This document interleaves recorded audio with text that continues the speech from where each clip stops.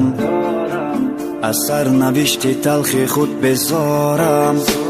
در کوچه ها شبها تنها مانده بدارم، امیدوارم تو به ابر صاف و به غباری، در آسمان تو ماه شب تاری.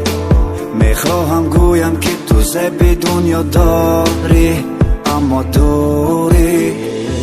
لحظه چشمم و چشمت افتاد و گفتم که هست پیدا شوم، بگذار شوم، بمار شوم. آرام دستت را بیار و بگذار به قلبی من.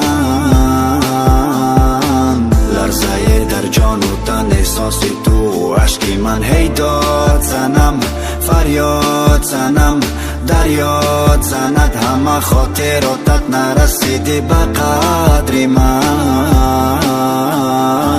به قدر من. داد از دستی سرنوشت، چی خواستم و چی ها نوشت. مرا غلام قصر شاه، او را صاحب تخت نوشت. من هم در این زمان ها دست گریبان شدم از عشق. تقدیر تلخ و شوری ها، بمیرم و بمان تو خشت.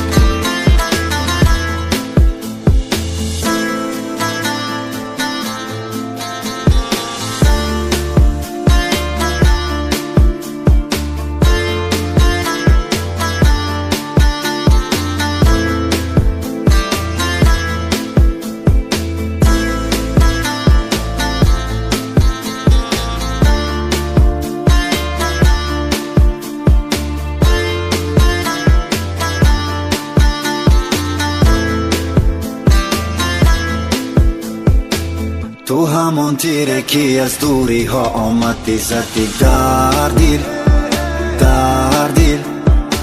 من همون دیوانم که حالا تنها موندم در سردی، سردی. تو همون ابر سیاه بر سرم بارانی غم آوردی، آوردی. من حالا بیگانه ام، ناشناسم، رفتی ترکم کردی، کردی. من با غم نشینم و خود به خود گویم تو دوری، دوری، دوری. تیز و پر غروری از من تو دوری، و احسن صبوری که درد نداری و آرام میخوابی تو. خدا را شکر من فکر تو را دارم و این توی ما هم. من خواب ندارم، تنها تو را خواهم که سر بگذارم و آرام بخوابم من.